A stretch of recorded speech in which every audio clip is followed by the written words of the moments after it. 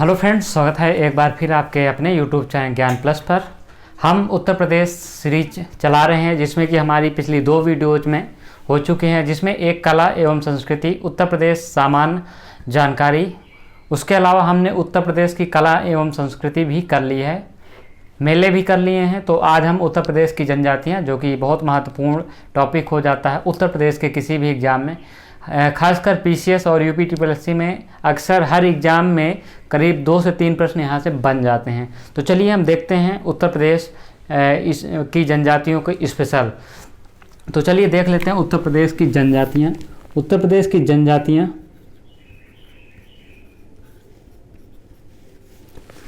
सबसे पहले हम जनजातियों की संख्या की बात करते हैं उत्तर प्रदेश में। तो 2011 की जनगणना के अनुसार उत्तर प्रदेश में कितनी जनजातियां हैं, ये बहुत ही महत्वपूर्ण हो जाता है। तो ये आपको हम देखते हैं 11,34,273 कितनी जनजातियां हैं उत्तर प्रदेश में कुल निवास करती हैं। तो 11,34,273 यानी कि उत्तर प्रदेश की कुल जनसंख्या का 0.6% क्या है, जनजाति हैं। जनजातियों को हमारे संविधान में विशेष छूट दी गई है। कुछ मिला के ये उत्तर भारत के विभिन्न प्रदेशों में निवास करती हैं, खासकर पूर्वोत्तर में इनको अच्छा खासा इनका प्रतिशत पाया जाता है। हम बात करते हैं मध्य प्रदेश में इनकी सबसे ज़्यादा जनसंख्या पाई जाती है। और बात करें तो इनमें SC/ST एक्ट के बारे में आपने सुना होगा, तो ये इन पे लागू होता है तथा इनको कुछ विशेष क्षेत्रों में विशेष अधिकार भी प्राप्त हैं इसके अलावा। तो अब हम बात करते हैं कि उत्तर प्रदेश के सर्वाधिक जो जनजातियां हैं वो किस जिले में पाई जाती हैं। तो सर्वाधिक जनजाति की बात करते हैं हम उत्तर प्रदेश के। तो उत्तर प्रदेश के सर्वाधिक जनजाति की बात करते हैं, सोनभद्र में सर्वाधिक जनजाति पाई जाती है। सोनभद्र में सर्वाधिक जनजाति पाई जाती है 3,85,018 3,85,018। ये लगभग आप देख सकते हैं, तो लगभग 1/3 जनजाति कहाँ सिर्फ सोनभद्र में निवास करती है। सोनभद्र हमारा जनजाति जिला भी आप कह सकते हैं, एकमात्र जिला जिसमें सर्वाधिक जनजाति निवास करती है सोनभद्र में। इसके बाद जो दूसरे नंबर पे आता है, ये आपको याद रखना है क्रम, दूसरे नंबर पे आपका बलिया हो जाता है। ये आपको याद रखना है क्रम, क्योंकि एग्जाम में ये कभी भी पूछ सकता है कि जो जनजातियों का क्रम है वो कहाँ पाया जाता है। तो सोनभद्र और बलिया, सोनभद्र में सबसे ज़्यादा, उसके बाद बलिया में। अब सबसे कम जनजाति की बात करें, सबसे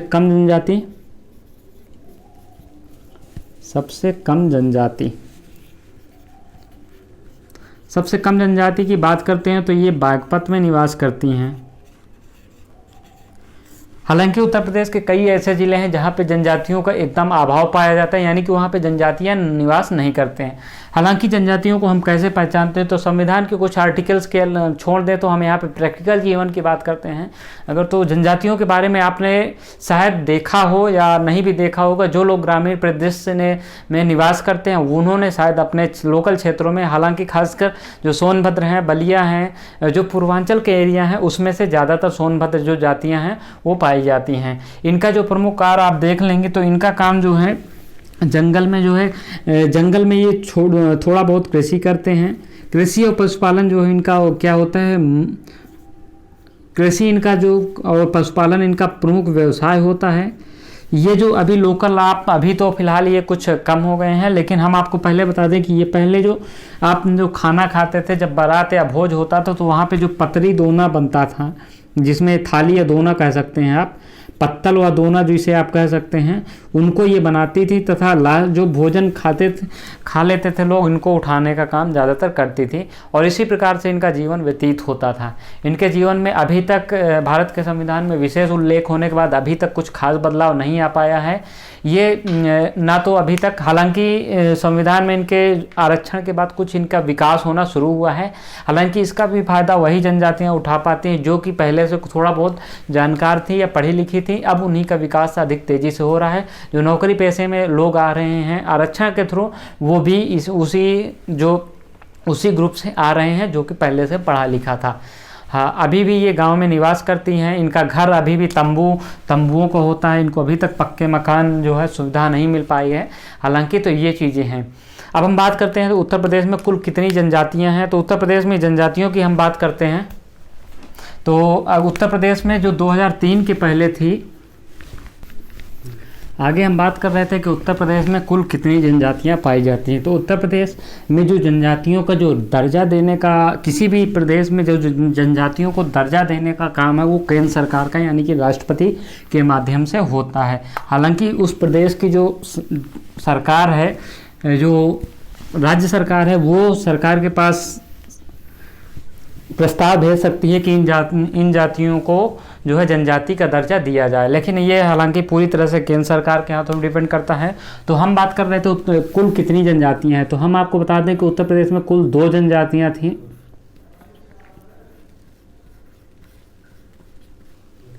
लेकिन 2003 में केंद्र सरकार ने 10 और जनजातियों को इसमें क्या कर दी है, मान्यता दे दी है। 10 और जनजातियों को मान्यता दे दी है। इस प्रकार से उत्तर प्रदेश के वर्तमान में कुल 12 जनजातियों को मान्यता मिली है। वर्तमान में 12 जनजातियों को मान्यता मिली है।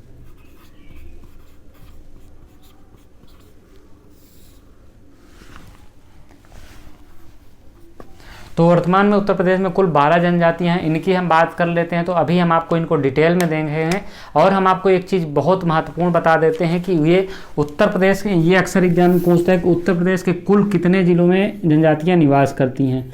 तो उत्तर प्रदेश में कुल 75 ज़िले हैं। कुल कितने ज़िलों में जनजातियां निवास करती हैं?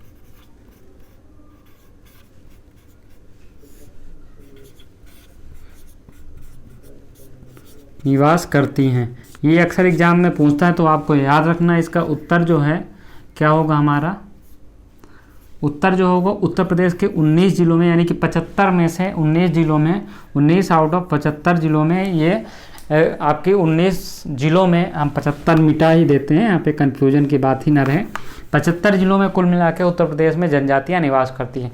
अब हम बात कर लेते हैं कौन सी जनजातियाँ किस ज़िलों में निवास करते हैं। ये महत्वपूर्ण क्वेश्चन हो जाता है और यहाँ से अक्सर क्वेश्चन एग्जाम में बनता रहता है। तो चलिए हम आपको यहाँ पे दिखा देते हैं कि कौन कौन सी जनजातियाँ कहाँ पे निवास करती हैं। तो यहाँ पे अब हम आपको बताने जा रहे हैं कि कौन सी जनजातियाँ जो है कहाँ निवास करती हैं।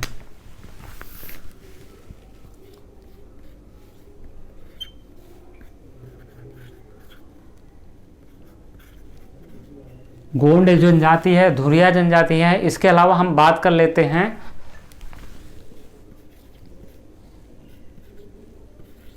नायक जनजाति, ओझा जनजाति, ओझा जनजाति। अब ये किन जिलों में निवास करती हैं, हम इनकी बात कर लेते हैं आप सभी के सामने। तो इनकी अगर हम बात करेंगे, सबसे महत्वपूर्ण चीज़ हम आपको बता दें कि किन किन जिलों में निवास करती हैं। तो यहाँ पे आप देख सकते हैं ये कई जिलों में निवास करती हैं। पूर्वांचल का उत्तर प्रदेश का आपने नक्शा, ये पूर्व का नक्शा देखा होगा, ये पूर्व का नक्शा है, यानी कि ये बिहार है। तो ये पूरा इस पूर्व से सटे हुए जितने ज़िले हैं यहाँ पे भी ये निवास करती हैं। सबसे नीचे हमारा आप सभी को पता है कि क्या है, सबसे नीचे की बात करते हैं हम यहाँ पे, तो हमारा जो सोनभद्र है, सोनभद्र। इसके अलावा हम बात करते हैं यहाँ पे महाराज सिद्धार्थनगर है, सिद्धार्थनगर, महाराजगंज। इसी प्रकार से हम कुल मिला के बात करते हैं तो ये और कहाँ कहाँ निवास करती हैं, बलिया, आजमगढ़, गोरखपुर, देवरिया, सिद्धार्थनगर, महाराजगंज, गोरखपुर, देवरिया, आजमगढ़, सोनभद्र। इसके अलावा हम बात करते हैं तो उत्तर प्रदेश में कुछ और ज़िले हैं, मऊ है। मऊ के अलावा हम बात करते हैं तो यहाँ पे एक और ज़िलों में निवास करती हैं। तो यहाँ पे गाजीपुर है एक ज़िला। गाजीपुर के अलावा हम सोनभद्र, सिद्धार्थनगर हो गया आपका। इसके अलावा आपको हम बता दें तो जौनपुर, जौनपुर में भी ये निवास करती हैं। वाराणसी में भी ये जनजाति क्या करती है, निवास करती है। तो ये जो जनजातियां हैं ये कितने इन नगरों में निवास करती है प्रमुख रूप से, ये आपको देख लेना, एग्जाम की दृष्टि से अक्सर पूछता रहता है। तो ये आपके कुछ इंपॉर्टेंट हो गए। अगर पूछ लिया कि गोंड निम्नलिखित में से किस जिलों में निवास नहीं करती है, तो इसमें से 3 ऑप्शन दे देगा, एक नहीं देगा, तो आपको ये एग्जाम की दृष्टि से याद रखना है। आगे हम बात कर लेते हैं, तो हम कुछ और जनजातियों की बात कर लेते हैं। तो यहाँ पे अगर हम बात करते हैं खरवार जो जनजाति है, एक खरवार जो है ये आपकी जो जनजाति है, ये जो प्रमुख रूप से निवास करती है वो कहाँ करती है, ये आपको देखना है। तो ये आपकी देवरिया, बलिया, गाजीपुर,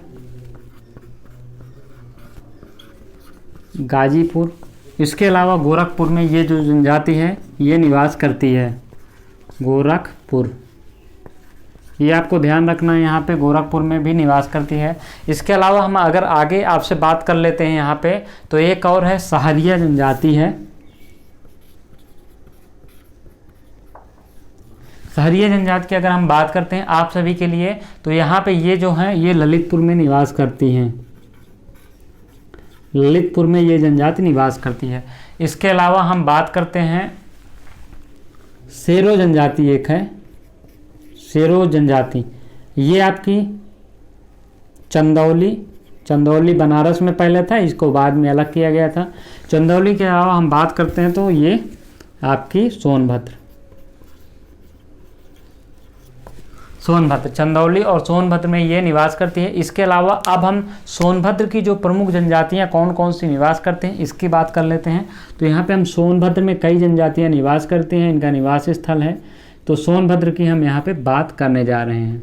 तो सोनभद्र में अगर हम बात करें, सबसे जो आपको जो बड़ी जनजाति है वो है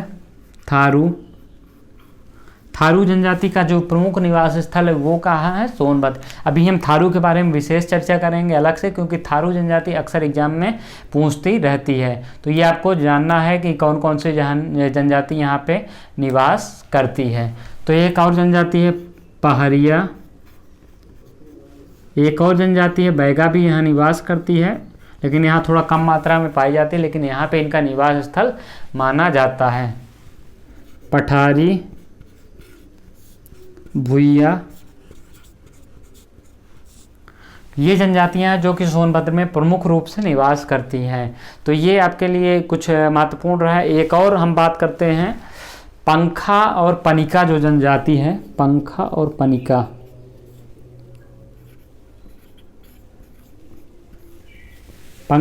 की अगर हम बात करते हैं तो ये सोनभद्र और मिर्ज़ापुर में निवास करती है।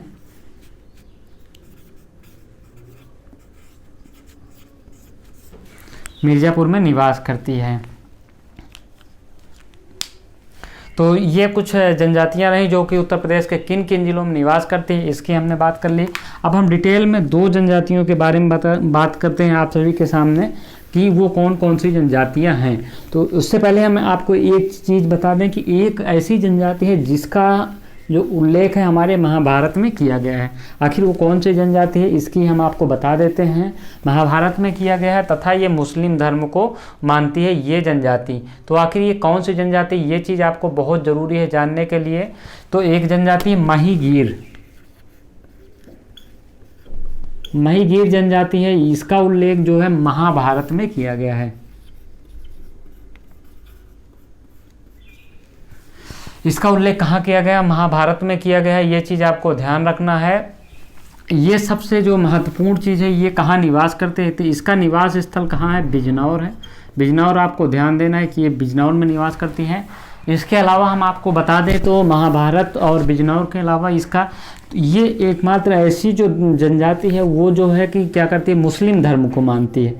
ये मुस्लिम धर्मानुयायी हैं, मुस्लिम धर्मानुयायी, ये जनजाति मुस्लिम धर्मानुयायी है जो कि मुस्लिम धर्म को मानती है। तो महीगीर महाभारत में इसका उल्लेख है, बिजनौर इसका निवास स्थल है, और जो कुल मिला के बात करें तो ये मुस्लिम धर्मानुयायी है ये जनजाति। तो ये हो गई आपके लिए कुछ जनजाति। अब हम आपको डिटेल में चर्चा करेंगे क्या है, अब थारू जनजाति की हम यहाँ पे बात करने जा रहे हैं। तो थारू जनजाति की अगर हम बात करते हैं तो ये आपको एग्जाम की तरफ से यहाँ पे कई प्रश्न बनते हैं। थारू जनजाति का अक्सर जो चेहरा होता है वो कैसा होता है, एग्जाम में पूछ लेता है। इसके अलावा चीज़ें पूछता है कि इसका जो प्रमुख व्यवसाय है ये क्या है, किन जिलों में निवास करती है, ये हमने बता दिया। थारू जनजाति प्रमुख रूप से सोनभद्र में निवास करती है। तो इनका व्यवसाय क्या है, ये सारी चीज़ें यहाँ पे हम देखेंगे। तथा ये कौन सा त्यौहार मनाती हैं, ये भी एग्जाम। किस त्यौहार को शोक के रूप में, एकमात्र जनजाति है जो कि दिवाली को शोक के रूप में मनाती है, थारू जनजाति। तो थारू जनजाति की हम यहाँ पे शुरू करते हैं। ये कहाँ कहाँ पे निवास करती हैं, सबसे पहले ये तराई के 5 क्षेत्रों में निवास करती है। तराई के कौन कौन से जिले हैं ये चीज़ आपको जानना पड़ेगा। तराई का मतलब क्या होता है कि जो उतरता हुआ, जो नदियों का जो निचला हिस्सा होता है वो तराई होता है। तो ये आपको देख सकते हैं कि ये ऊपर है, सबसे प्रमुख रूप से ये ऊपर निवास करती है। उसके अलावा सोनभद्र में निवास करती है। तो ये निवास कहाँ करती है, महाराजगंज, महाराजगंज के अलावा हम बात करते हैं तो यहाँ पे सिद्धार्थनगर एक और जिला है।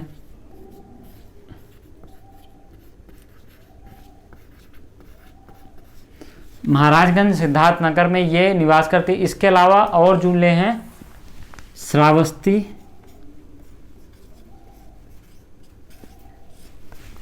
बहराइच,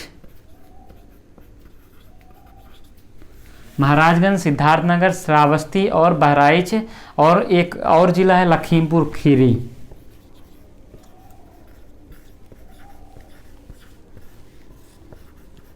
इन 5 जिलों में ये प्रमुख रूप से निवास करती है। हालांकि इसका छुटपुट तौर पे देखेंगे तो ये प्रदेश के कई स्थानों पे आप पा जाएंगे। तो ये इनका निवास स्थल हो गया कि थारू कहाँ कहाँ पाई जाती हैं। इसके अलावा अब हम इनके जो चेहरे की बात करते हैं वो कैसा होता है, जो इनका पहनावा क्या होता है, इनकी हम बात करेंगे। ये कई उपजातियों में विभक्त हैं, ये आपको देखना है। पूछ सकता है एग्जाम में कौन सी जनजाति कई उप विभागों में विभक्त है। तो ये आपकी कई उप विभागों या उपजातियों में कर सकते हैं, उपजातियों में विभक्त है। ये चीज़ आपको देखना है क्योंकि यहाँ से एग्जाम पूछ सकता है कि कौन सी जनजाति है। इनका जो कद होता है वो छोटा होता है, बनावट, कद इनका छोटा होता है। मुख जो इनका होता है वो चौड़ा होता है। क्या कद आपका छोटा होता है, मुख जो होता है वो आपका चौड़ा होता है। ये ज़्यादातर पीले रंग के होते हैं, पीले रंग के। इसका मतलब ये नहीं कि ये पीले पूरे होते हैं, इनका मतलब थोड़ा बहुत चेहरा जो है वो पीले रंग का नज़र आता है। तो इनका जो प्रमुख जो भोजन है ये क्या है, भोजन, इनका प्रमुख भोजन है चावल है, प्रमुख भोजन चावल है। हालांकि ये मछली भी खाते हैं। इसके अलावा इनका हम व्यवसाय देख लें। व्यवसाय इनका कृषि, मुख्यतः चावल उगाते हैं, कृषि और पशुपालन, मछली पालन भी इनका प्रमुख व्यवसाय है। ये आपको जानना पड़ेगा। जानना क्या पड़ेगा ये है। त्यौहार कौन कौन सा मनाते हैं ये एग्जाम में अक्सर पूछता है, त्यौहार कौन कौन सा मनाते हैं। तो ये हिंदू रीति रिवाज के सभी त्यौहार मनाते हैं, हिंदू रीति रिवाज के ये सभी त्यौहार मनाते हैं। तो ये चीज़ आपको जानना होगा, हिंदुओं के सभी त्यौहार ये मनाते हैं।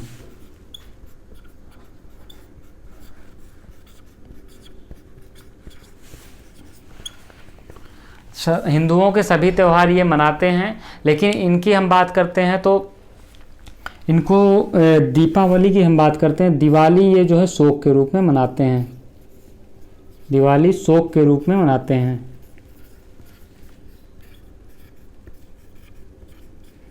शोक के रूप में मनाते हैं तथा अपने पूर्वजनों को यानी कि वृद्धजनों को गिफ्ट देते हैं, वृद्धजनों को उपहार देते हैं।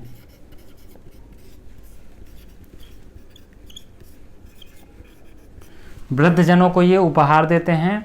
इसके अलावा जो वृद्धजन होते हैं इनमें परिवार का मुखिया जो होता है सबसे वृद्ध व्यक्ति होता है। मुखिया जो है वो सबसे वृद्ध व्यक्ति होता है।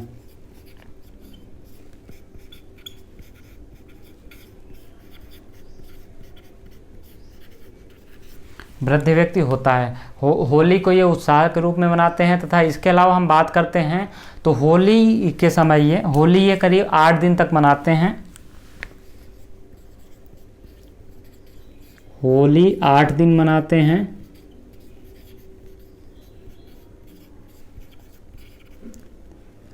इसके अलावा ये जो स्त्री पुरुष दोनों मदिरा पी के नृत्य करते हैं। स्त्री पुरुष मदिरा पीकर नृत्य करते हैं।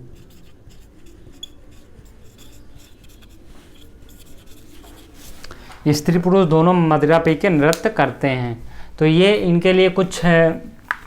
एक और हम आपको चीज़ इसमें बता देते हैं कि ये मदिरा पी के नृत्य करते हैं। इसके अलावा प्रदेश सरकार, केंद्र सरकार ने इनके लिए लखीमपुर खीरी में एक विश्वविद्यालय स्थापित किया है। ये लखीमपुर खीरी में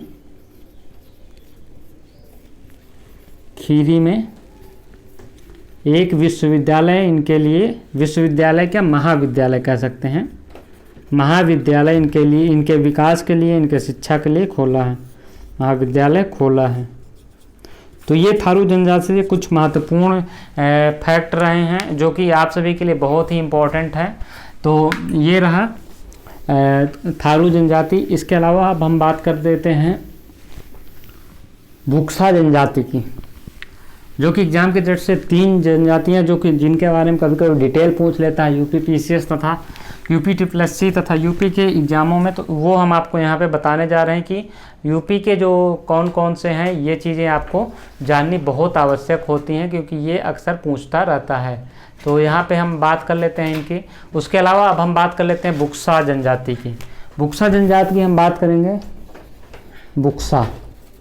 बुक्सा कहाँ निवास करती है? तो बुक्सा बिजनौर जिले में निवास करती है मुख्य रूप से। कहाँ निवास करती है? बुक्सा जनजाति जो है बिजनौर जिले में निवास करती हैं। ये छोटे छोटे घरों में रहती है, जैसे कि छोटे छोटे गांव बना लिए, उसमें छोटे छोटे मकान। तो ये छोटे छोटे गांवों में रहती है। छोटे छोटे गांव में, छोटे छोटे टोला आप कह सकते हैं, छोटे छोटे गांव में निवास करती हैं, गांव में निवास करती हैं। इसके अलावा बुक्सा जनजाति की अगर हम और आपके सामने बात करते हैं तो पुरुष के जो इनके विशेषताएं जानते हैं। विशेषताएं जो पुरुषों के कद जो होते हैं वो छोटे होते हैं। पुरुषों के कद छोटे होते हैं। इसके अलावा हम बात करें पलके भारी। ये एक बार पीसीएस में एग्जाम आया है, आपको ध्यान देना है। यही जो जानकारी हम दे रहे हैं। पलके भारी, चेहरा चौड़ा।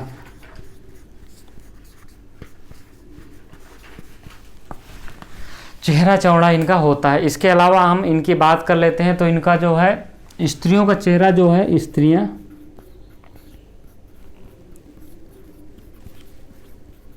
चेहरा इनका क्या होता है? गोल होता है। इनका चेहरा क्या होता है? गोल होता है। इसके अलावा हम और बात कर लेते हैं तो जो रंग होता है इनका गेहुआ होता है। इनका जो वस्त्र है या पहनावा है, पुरुष जो है वो क्या करते हैं? लुंगी को ये कैसे पहनते हैं? लगोट की तरह पहनते हैं, लगोट की तरह। स्त्रियां जो हैं वो लंबे लंबे, जैसे घाघरे की तरह आप कह सकते हैं। स्त्रियां जो है लंबे वस्त्र पहनती हैं, जैसा कि आप घाघरा कह सकते हैं। इस प्रकार से लंबे वस्त्र पहनती हैं। ये इनके लिए, आपके लिए कुछ इनकी व्यवस्थाएं हो गई हैं। इसके अलावा जो इनका जो भोजन है, भोजन इनका जो मछली चावल, मछली चावल इनका प्रमुख भोजन है। व्यवसाय, इनका भी व्यवसाय सेम है। यहाँ पे कृषि, पशुपालन, इसके अलावा ये लकड़ियों को इकट्ठा करते हैं और उनको बेचते हैं, लकड़ियों को बेचते हैं। ये आपके लिए बुक्सा जनजाति से संबंधित कुछ हो गया है। एक चीज़ और को ध्यान देना है कि इनका जो परिवार है वो संयुक्त परिवार की व्यवस्था है। इनके में संयुक्त परिवार है और पित्रात्मक, यानी कि जो पित्रात्मक परिवार है, यानी कि जो पिता है, जो सीनियर हैं घर के, उनका जो है पूरा आदेश चलता है। इनके प्रमुख त्यौहार, सभी हिंदू प्रमुख त्यौहार हैं, होली, दशहरा, होली, दशहरा तथा आपका मकर संक्रांति मुख्य रूप से ये मनाते हैं। तो इसके अलावा ये सारा हो गया है। इनकी बिरदारी को ये अपने बांटे रहते हैं, जैसे कि मुंसिफ हो गया, जो होता है सबसे उच्च अधिकारी होता है, उसके बाद दरोगा और सिपाही अब उसमें बांटे रहते हैं। इसके अलावा ये जो बकरी पालना, धान की खेती करना, यही सब इनका व्यवसाय है। तो ये जनजाति रही। अब हम एक और लास्ट बात चलते हैं अंतिम पे, उत्तर प्रदेश की जनजातियों में। तो हम आपको बता देते हैं कि उत्तर प्रदेश की जो अंतिम जनजाति प्रमुख रूप से जो एग्जाम में है वो है खरवार। खरवार जनजाति की हम बात करते हैं तो इनकी यहाँ पे हम विशेषताओं की भी चर्चा करेंगे, वो सारे पहलुओं की चर्चा करेंगे जो कि हमने पहले एग्जाम पे किया है। खरवार, खैरवार इनको कह सकते हैं, कुछ जगह इनको खैरवार भी दिया रहता है, तो आप दोनों नोट कर लीजिए। खैरवार, खैरवार जनजातियों की बात करें तो ये आपकी देवरिया, गोरखपुर, उसके अलावा हम देवरिया, गोरखपुर, बलिया, मिर्ज़ापुर, गाजीपुर, सोनभद्र में निवास करती हैं प्रमुख रूप से ये जनजातियाँ। इनके बारे में हम बात करते हैं तो आपके लिए इनको हम बता दें कि इनकी चीज़ें जो हैं, इनको कई उपजातियों में ये विभक्त हैं। उपजातियाँ